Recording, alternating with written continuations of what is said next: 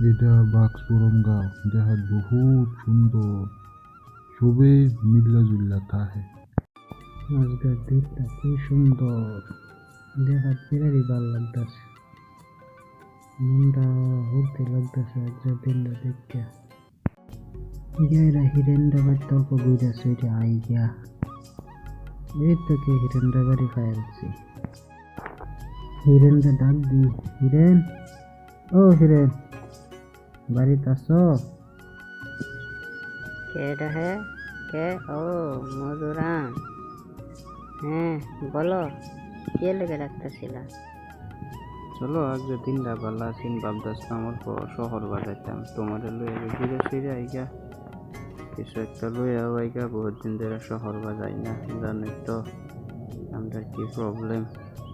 কইতাছ শহরে যাইতা শহরে গেলে তো দরজা করে জঙ্গলটা তো জানোই খবর জঙ্গলটা দিনও গেলে ডর করে আর যদি রাত হয়ে যায় তো জানোই এই জঙ্গলটা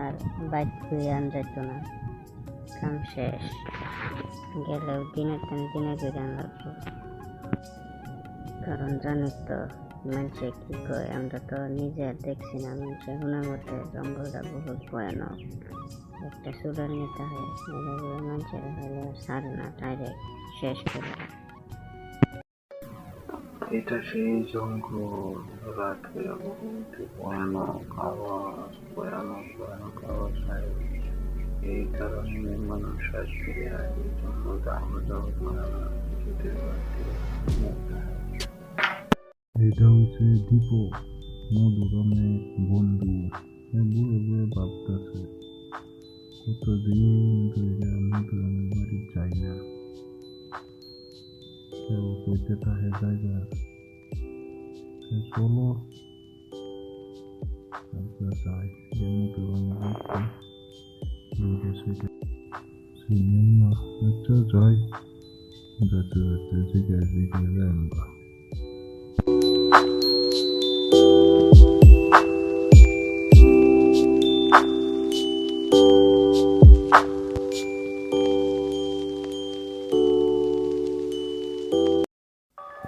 দীপক আইতে আইতে এই ভুতিয়া জঙ্গলে আসছে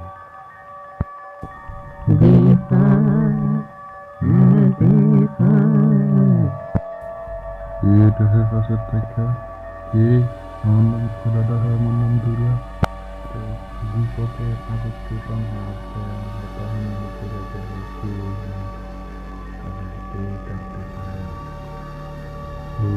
দীপকের তার সঙ্গে পসিবল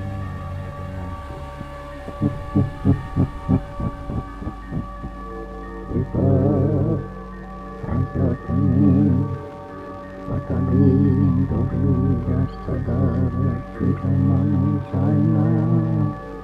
আসতে পাইছি তোমাকে দীপক দৌড়ে করে যাইতে পারে না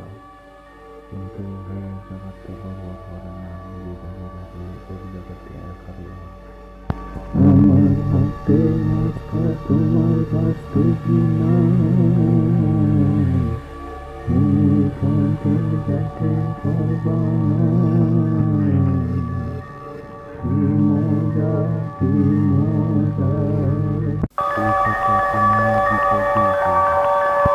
দীপক শুয়ে দেখে মধুরমের গোড়ের মধ্যে ঘুরতে রয়েছে দীপক কাল্লা রাত ফিরিয়া জঙ্গলের মধ্যে শিক্ষার উন্না সবই গাদি তুমি বেহুশ হয়ে পড়ে রয়েছ বাজে তোমারে তাড়াতাড়ি করে হাতে হাতে দইয়া আন্যা আমার গর্ভবতী খুশি এটা বহুত বড় লম্বা কাহিনী তোমার আমি লাহে লাহে বোঝায়